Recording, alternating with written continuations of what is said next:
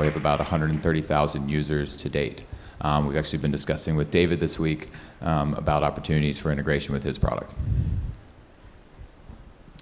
Hello, everyone. My name is Wilson, and I'm the co-founder of Lino.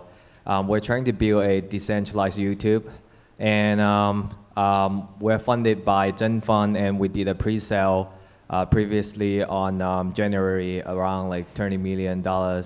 And we're constantly hiring for new talent, and we're welcome for any kind of partnership. Yeah. My name is Kurt Kumar. I'm well known for the chicken tikka masala that we give at our conference called BlockCon. Daytime I do token sales, and evening we do conferences, BlockCon, Block to the Future, which was on Worship, MarriageCon, HobbyCon, and YogaCon. Apparently I have too much time on my hands. Like every good entrepreneur. If anybody knows David Moss, Kurt is not David Moss. He's consults a lot with EOS, so he's probably counting his money somewhere. Why don't we start off, I guess the title of the panel is kind of all about disruption, and all of you are doing interesting things in kind of different sectors, but it's tough to disrupt anything, right? And you're already having to deal with a space that's kind of new and always changing. If you could go back and tell yourself something before you started this crypto journey as an entrepreneur, what would you tell yourself? When we start here and we'll go down. You had to have made some mistakes along the way, or maybe just say, go do something else, go do consulting just or take something. all the money and would have bought Bitcoin with all the money we raised. No, what would we have done differently? I'd say we would have started probably with a little more testing at the protocol level, and probably would have done more work as an infrastructure product, more than we're focusing on now. We've seen the opportunity grow in the space, the white space right now that we see is on the UX side, and more on the user-facing component. There's a lack of usability in the space in general, so we started with the experience first, and then worked back to our technology. But when I started, the opportunity that has been filled rather quickly was more at the protocol level, and I probably would have focused more there at the start. I guess advice for myself, I'd say adhere to the lean startup methodology as much as possible. Ship product, test it, and iterate from there. Early on, we had an opportunity to release a product that would be a competitor to another one that y'all are familiar with, but we withheld it because we were working to develop a more sophisticated, better user experience. But because of that, we actually lost the opportunity for first mover advantage.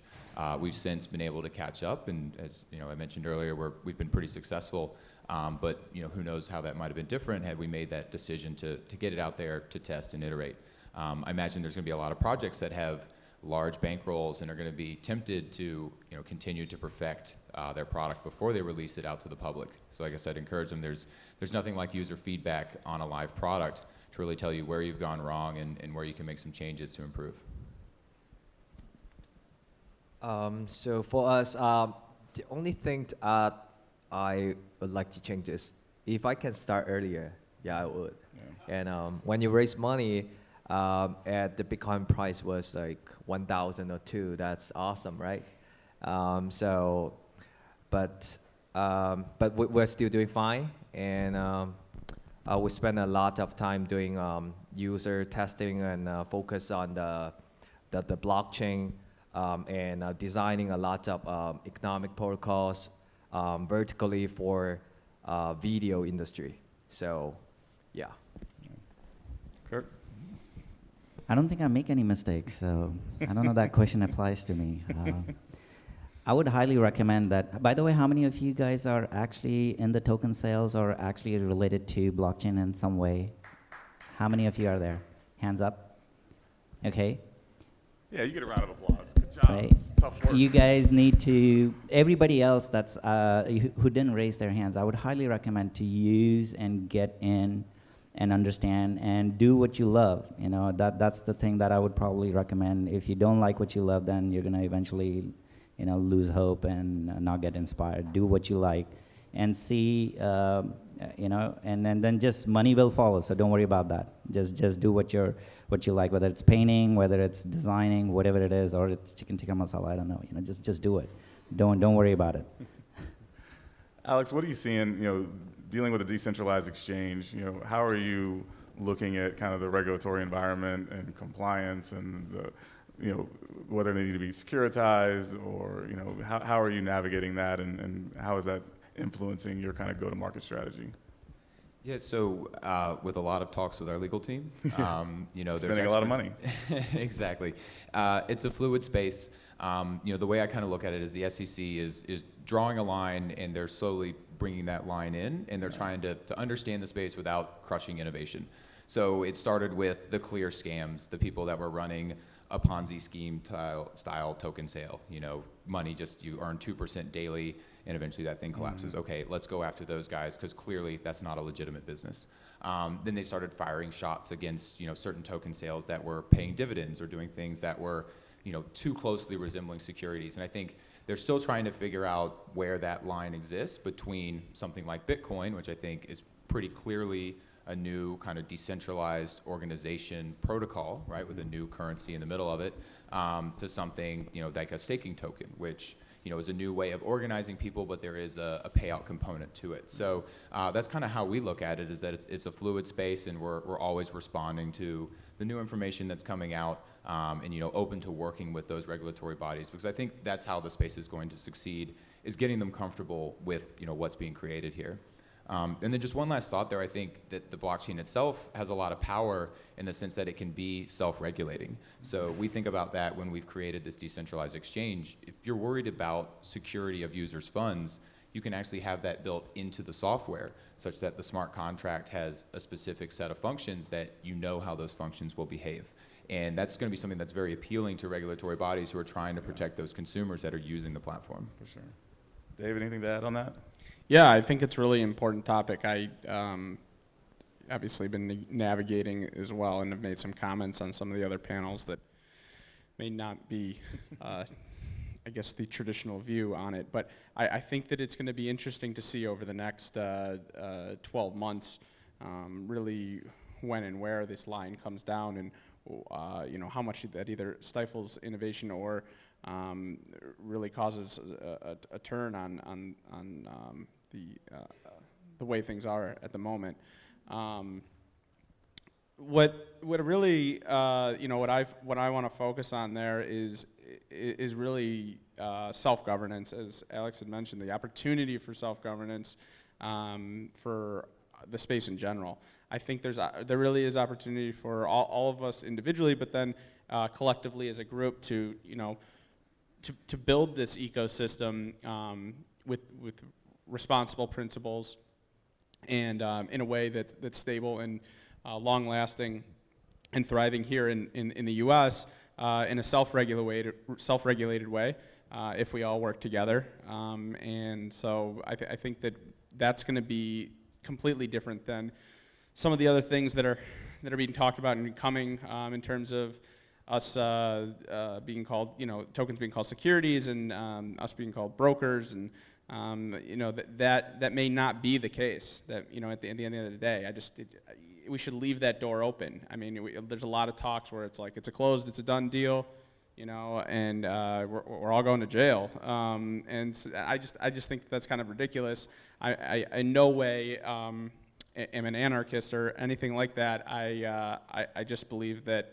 I believe strongly in the ability to self-govern using this technology.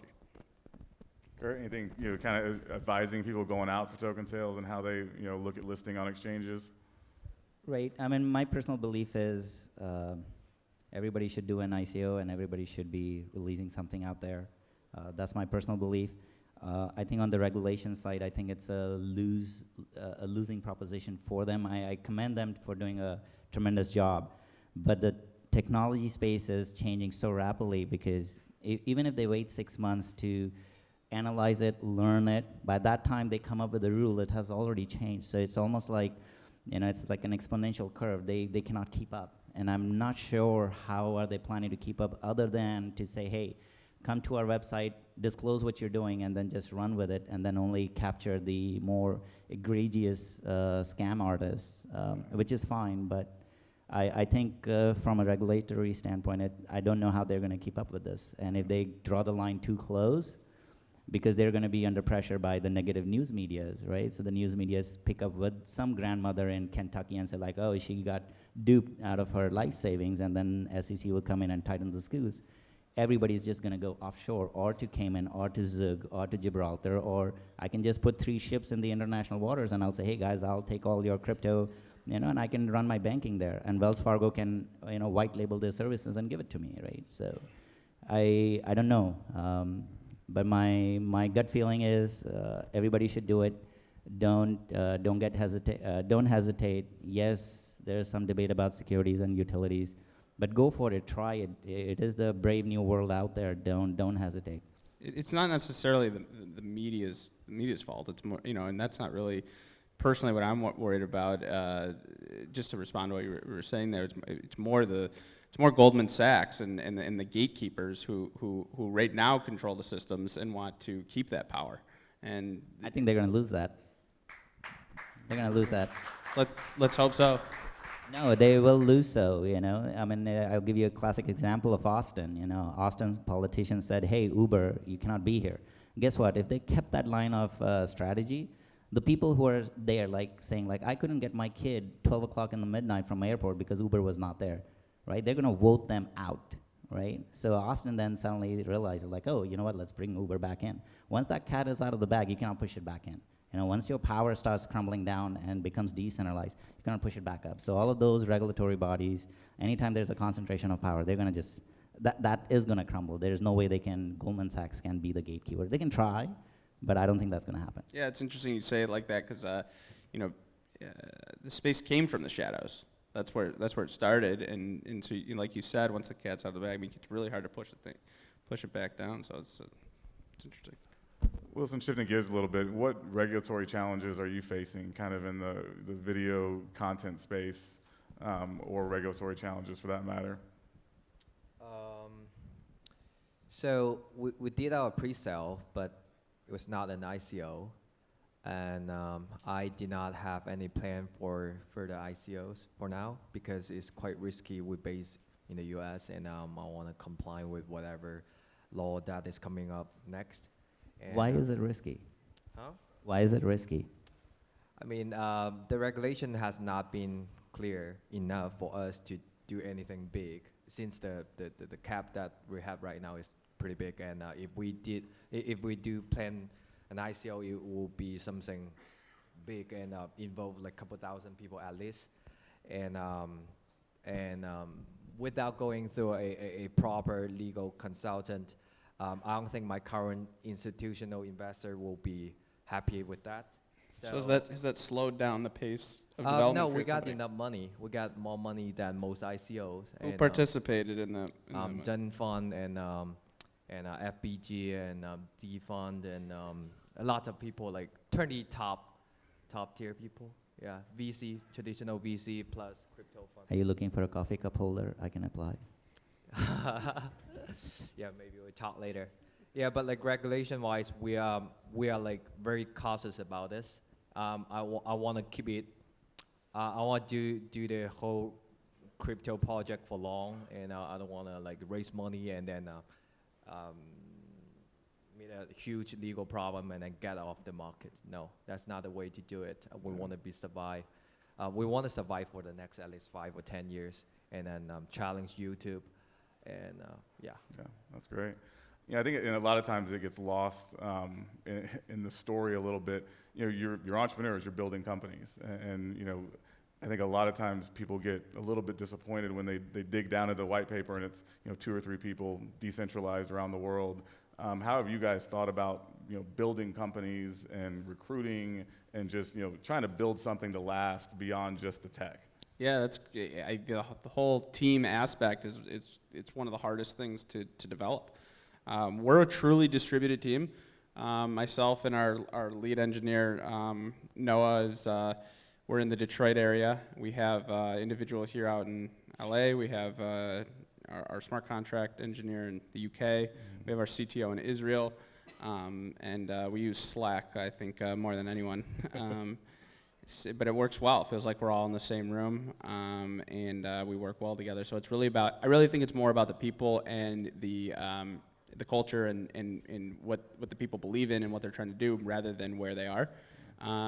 So it's worked out for us, though it can be, I'd say your chances are actually lower with the distributed team. It's very difficult. You got to work. You got to work that much harder. But if you want it, it's a really cool thing. Yeah. Alex, what about you? I guess one of the interesting thing about the space is you get a lot of people passionate about products, passionate about different blockchains. They spend a lot of their spare time reading, contributing, and kind of participating in the community. And we've been fortunate enough that we've actually found a significant portion of our talent from our community that started to grow around our product. So one of our early additions from a developer side reached out and said, hey, I don't like X, Y, and Z, and had some very kind of pointed feedback. And instead of brushing it off, I said, hey, you sound like you know what you're talking about. Would you be interested? What's your day job? And now he's one of our developers. Similarly with our support staff, so we have 4 or 5 people that provide 24/7 support through Telegram channel, and that was an exercise in promoting from within, so to speak, where we looked at the community who was already providing answers in our absence. Most of our team is based in the U.S. in terms of the time zone. So when we were asleep, we looked at who was already chiming in and helping people figure out how to use the product. Reached out to them and said, hey, we're looking for overnight support. Would you be interested? And so I think finding those people that are already have a connection to your product, connection to your brand, is a way to ensure that you have that, as David mentioned, kind of that culture of that strong bond around what you're creating, even though you may not be physically co-located. We actually had a little mini team offsite a couple weeks ago in LA, and it was the first time that like half of us had shaken each other's hands. But it was really weird because we all knew each other's personalities, our sense of humor, because it comes through in the Slack, in the video invites and meetings that we do. So it's definitely a very different experience than anything else I've ever worked in. Yeah. Wilson, how about you? Where's your team located? And you guys decentralized or centralized? No, I prefer efficiency, and I think working together physically, at least for our team, is quite important. Yeah. I don't like spend too much time like communicating through Slack or whatever. We just like talk to people in person. That's much more efficient for us. But I mean, every team has its way to do stuff, so I don't judge other teams. But for us and recruiting people, I think I'm not looking for the people who has like 5 years experience in crypto. That's I don't know, like less than 100 people in the whole world, and so I'm only looking for. Everybody's not a crypto expert on social media? No, we're looking for developers, not the people who talk about this, but actually build this, And so because the talent with that much experience, they're actually not on the market. Yeah. So what we are looking for is the people with a lot of infrastructure experience, and themselves is a very good like developers and fast learner. I mean, this space is just so new that you recruit the top talent. They can just learn and be the top tier developers in the space. Yeah. So I believe in the smart people to join the team. We're currently having like around like 15 developers right now. Wow. Yeah, and all in we are all based in Cupertino. Yeah. Great place to be. What are you seeing when you're advising people on how important the team is, and how do you position the team, and where do you fill those maybe white spaces in the team that before they kind of go out to be as credible as possible? I think efficiency is the name of the game, so I agree with Wilson there. Distributed teams are hard. If everybody is a guru in that specific field, let's say you have a marketing person, you have a developer, you have a project manager, and then you have a tester. If they all knew their roles perfectly fine, a single email to one recipient would trigger the entire process efficiently in a distributed environment. But if you have different skill sets and different levels, and I'll give you an example, just shooting a simple email. Let's say somebody forwards an email from the developer to the tester and says like, hey, I built this build It's 3.2.1. It's sitting on GitHub or wherever. Go test it. For a QA person, unless they're all radically, perfect in their skill set, it'll still be hard because now he's gonna or she's gonna ask a question. What am I testing? Is it a black box testing? Is it white box testing? Versus if all of them were Steve Jobs, they will exactly know what they have to test and they can work in a distributed environment. But otherwise, I actually, based on prior experience, I'll definitely say the companies that have done better, faster, if you're all located in the same room, because you can actually physically walk up and say, hey guys, what is this? Versus pinging on Slack, versus pinging on Skype, on Telegram, and then you get this pollution on your channels, which you can't really maintain. Then you now need a secretary just to go through your channels to figure out what's happening where. Yeah, that would be my. I have a very nice secretary. Thank you very much. Nothing against Totle. Let's maybe start. We'll start on your side now, Kurt, and come back this way. Give you a chance to start first. What keeps you up at night? I mean, what either within your own space or just in crypto in general? What scares you about kind of the long-term viability of what you're doing in crypto to be successful? What kind of biggest threat is out there for you?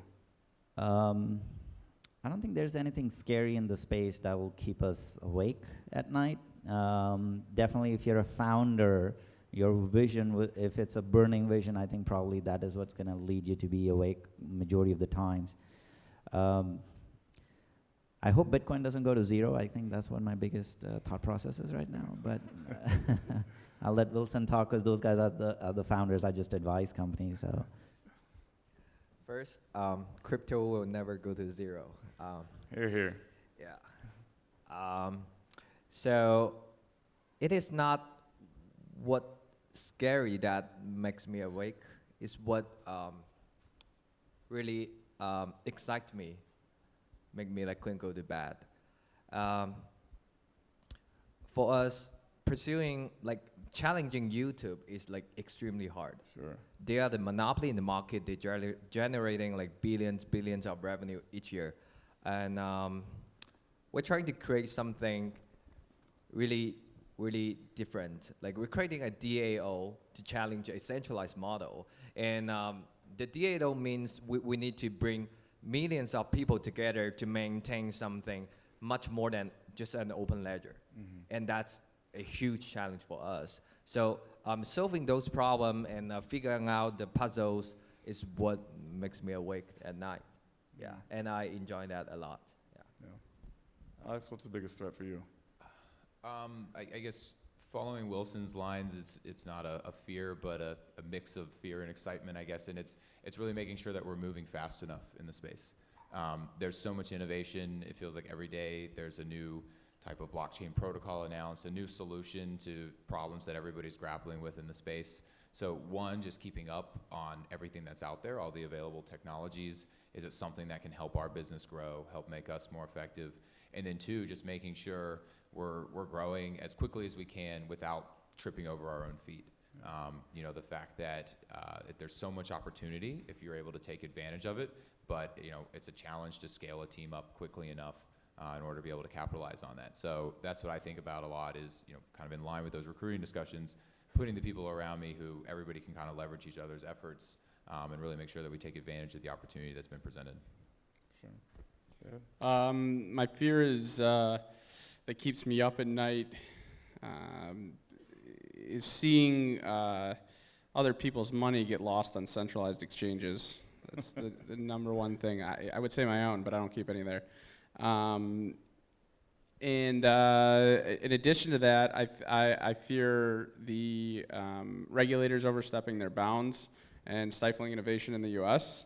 And I fear the current institutions gaining newly founded licenses that allow them to operate as the dealers of the new asset class that we're all creating here.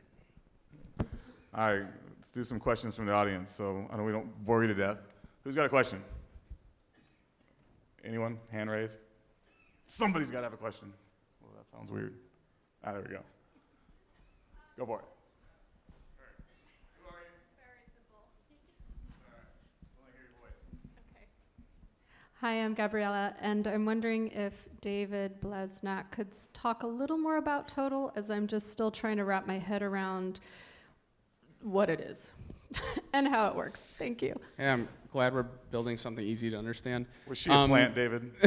She's a plant, isn't she? So Totle is it's a portfolio management tool. So you come to Totle with your crypto assets. So you may come with MetaMask, your Ledger, your Trezor, and you pull up Totle.com, and Totle will show you all of the assets you have in your wallet, in your possession.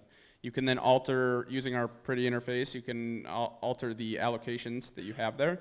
And with one transaction, okay, to our smart contract, those allocations will be made in the way that you would like them via decentralized exchanges, such as Alex's. We're not yet integrated with Alex's, but platforms like his that allow for peer-to-peer transactions. So the way that our system routes those orders is based on price comparison and fees comparisons.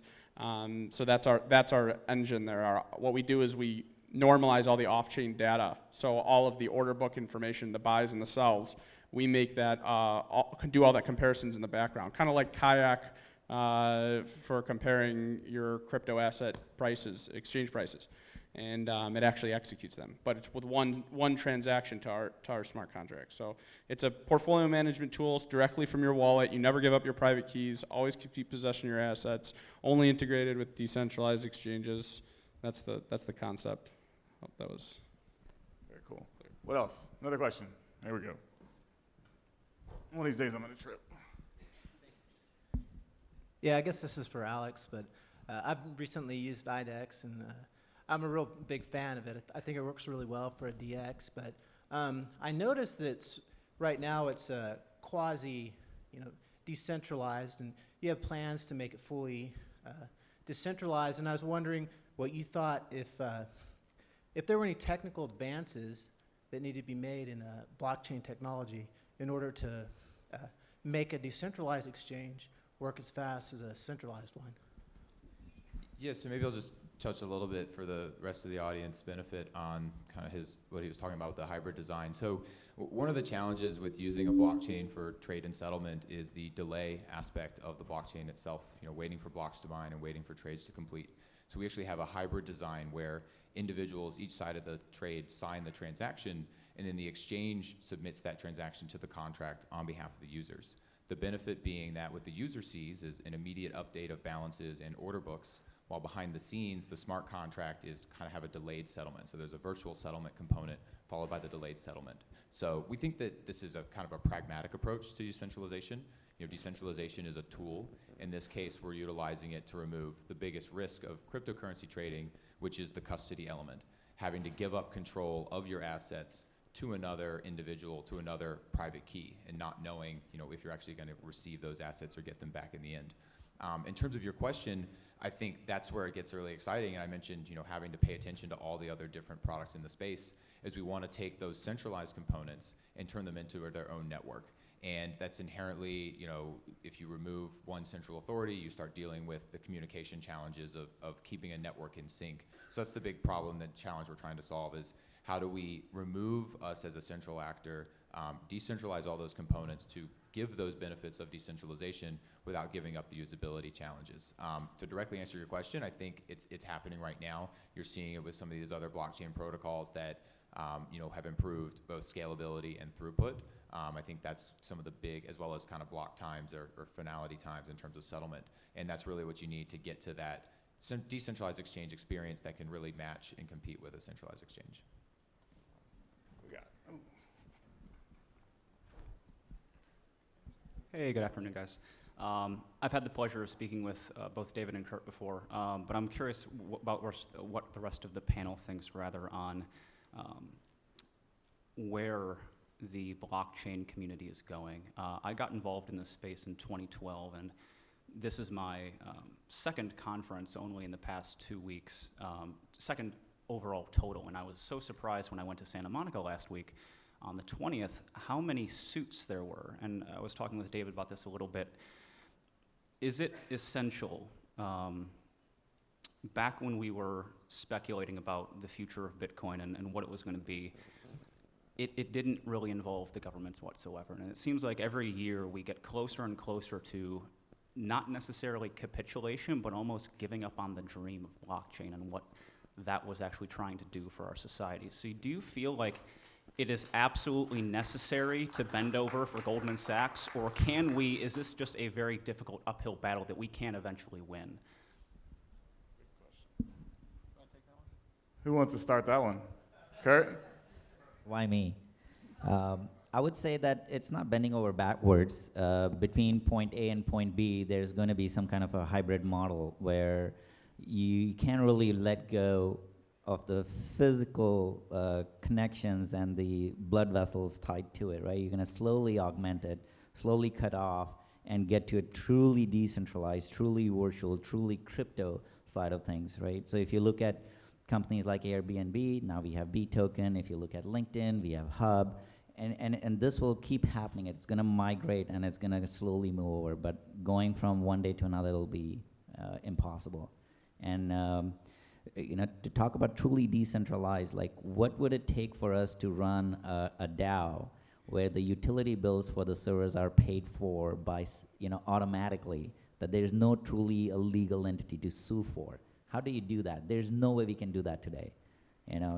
If the government starts going backwards, like, okay, let's sue the X person or the host server or the electricity or somebody who's giving the paper mill, you're going to catch somebody and then they're going to What about Bitcoin? But Bitcoin is, there's some aspects of Bitcoin which is centralized. You look at the mining aspects of it. It's not, when we say decentralized, and like his question was like, do we have to bend over backwards to Goldman Sachs? I don't think we're doing that today. It's good for the economy that they are actually coming into the space rather than staying on the fringes. And for us, it's power to everyone. So if they want to come in and do business, great. And if they don't want to come in, that's great as well. But them holding on to the traditional IP route or IPO route I don't think so, stays relevant. But it'll take time. It'll definitely take time. Wilson, what do you think? And do you think that there's a consumer angle to that? As you're building audiences and telling people about what you're doing that's so disruptive, is that story, that kind of technological, damn the man anarchy kind of necessary to kind of bring people in? Or, are consumers kind of nervous about that? Like, whoa, what are these guys doing? I like a company that I can reach out and touch and possibly sue one day. And all this decentralized stuff kind of worries me. Where do you see yourself going against such a giant in the space? So for, I guess, 99.9% of the users, they don't care. Yeah. They care about the user experience. They care about what content do you have, and for content creators, they care about how many audiences do you have and how much money they can make. It is about, ultimately, I think, no matter you're centralized or decentralized, you need to be able to provide a super user-friendly product. So since the consumers or the user, they don't care about the legal stuff or whoever is actually producing it, it is our job to secure the back end of whatever they are using, right? If someday the whole system just crash or some big mining pool just manipulate the voting, or if you have like a validator set that is malicious, that is our problem. The user, they do not know who to blame to, but I still feel like that's our responsibility to design a fair governance system for all. But user, they don't care in general. Yeah. Very well said. I think you see I've seen this a lot, both in investing in regular companies and companies kind of taking advantage of blockchain, where you kind of get lost in the tech. You kind of forget the customer. And I think it's important to remember, hopefully someone's going to use this one day, and how is that experience going to be, and what does the user care about? And unfortunately, I see a lot of projects that, you don't even get to the customer. There's no kind of mention of the customer. We're so infatuated with the tech. So happy to hear you bring the customer back into mind, because one day to make cryptocurrency scale, you got to have real use cases and real adoption, and at some point get mainstream to kind of understand why there's greater efficiency or optimize whatever they're doing. I have a quick radical idea for Wilson. Do you want to try it? Yeah, definitely. So you want to take down YouTube, right? I'm not saying I want to take down YouTube.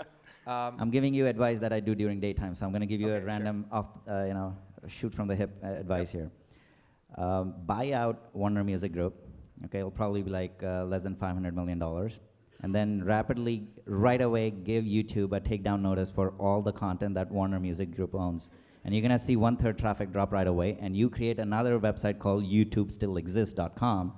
And everybody who's going to search for a Madonna song or a Lady Gaga song will then get redirected there because YouTube doesn't have that content.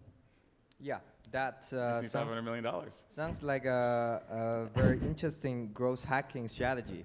Yeah. I mean, we Try have it, a lot and if of- it works, I'll be your coffee cup holder, you know. Thanks. Love it. What other questions? Let's go to this side so I can keep jumping off the stage. I've enjoyed listening to all the things you guys are offering in your disruptive blockchain projects and your advice as well. But I'd actually like to know a little bit about Phunware. You've been the man distributing all the questions. Are you available to talk about your project? As I've heard some of these projects. Just wanted to know a little more about it. Appreciate it. It's fun, pun intended. So what we're kind of doing, so Phunware, we build these really immersive digital ecosystems for world-class brands. And so, if you touch anything that pretty much Fox has, that's all our stuff. So I've said a lot of times in the past, we've kind of been that songwriter that has been letting, talentless celebrities sing our stuff. And now kind of, being public, we're going to kind of take center stage and write our own stuff. And so, we really create amazing experiences for customers, be it in healthcare, retail, really trying to give a customer an authentic experience with that brand. I think you just watch someone watching TV, you can't fast forward through a commercial fast enough. You don't click on banner ads. Nobody wants to be sold, we just want to buy. And so how do you create, WWE, Apple, how do you kind of create these really engaged customer bases and audiences? And so what we've been able to do, so we track about 1 billion active devices monthly. We see about 6 billion transactions, opportunities to kind of promote brands or communicate with customers in some way. And we generate about 5 terabytes of data a day. So we have massive scale across the world. And we use that for marketing automation. We use it for both online and then at venue opportunities to really kind of create wonderful experiences for customers. And so we've been able to we're trying to figure out how to create a richer data set. So think about like a rewarded survey, rewarded visit.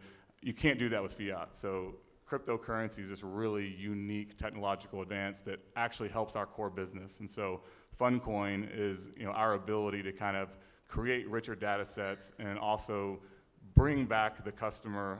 You look at like what's happening with Facebook. We know that we get a dopamine fix, but they're making billions of dollars on our data. So we're putting the customer back into that conversation. We're rewarding our customers for their data. Following GDPR compliant.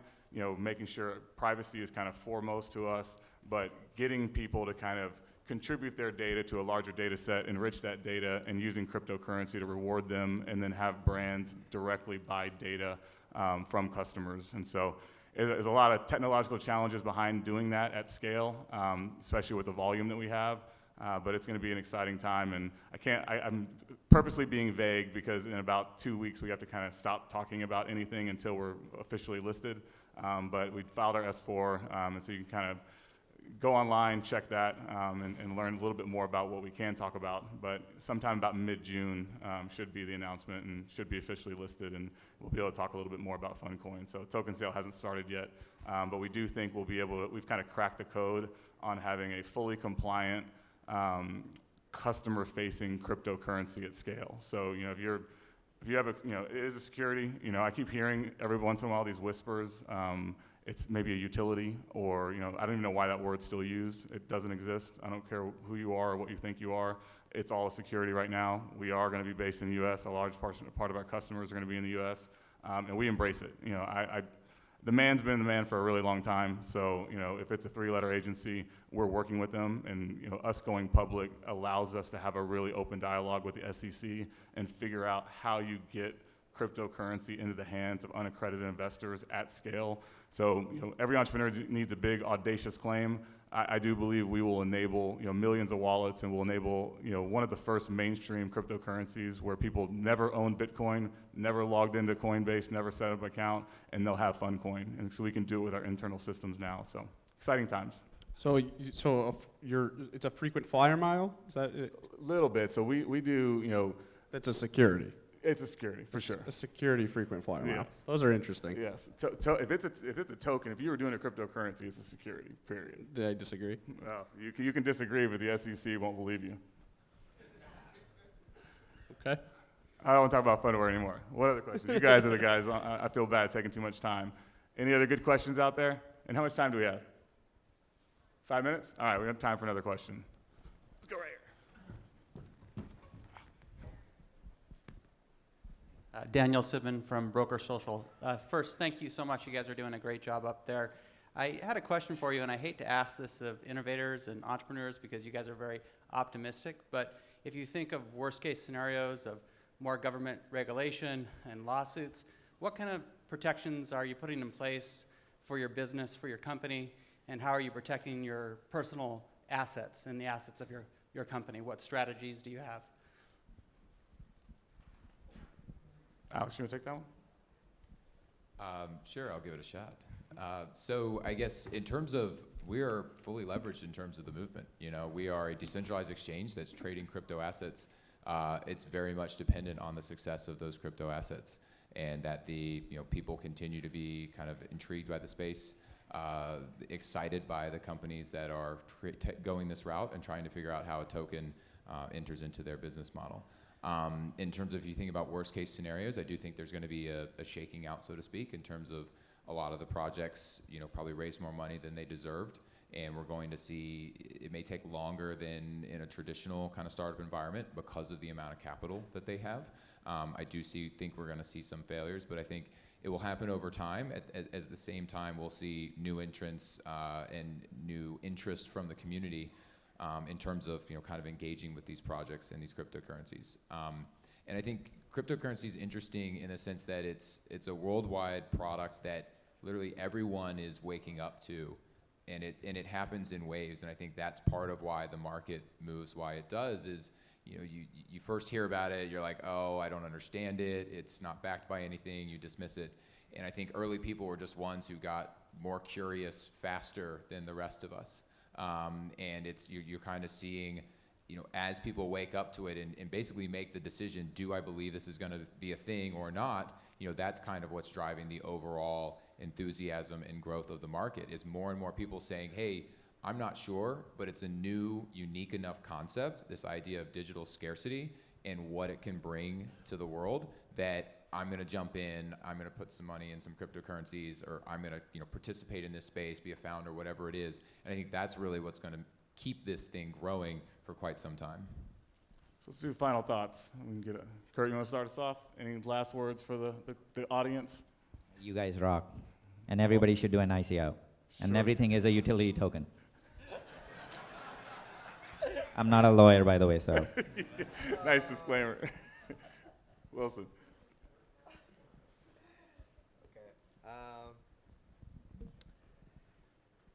Now, just go to our website, Lino Network, and join us if you're looking for something that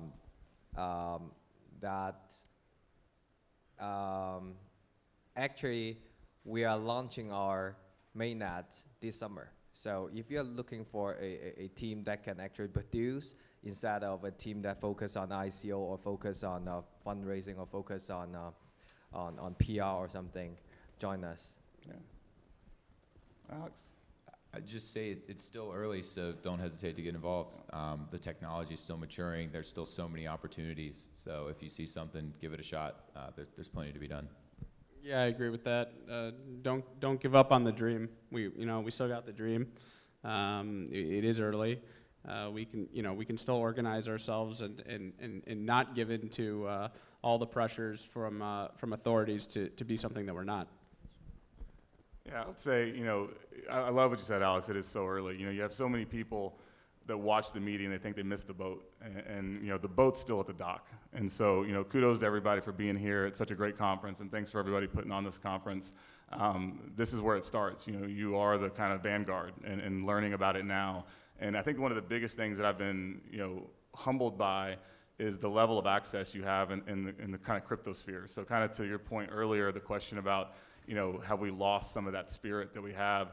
I don't think we have culturally. You know, I think a lot of people don't realize when you look at these, you know, big coin market caps and a lot of these companies doing really complex things, they're actually accessible. You can literally reach out to most of the developers, if not the actual senior leadership, and actually have a dialogue. I don't think I've invested in a single cryptocurrency where I haven't spoken to a good portion of the team.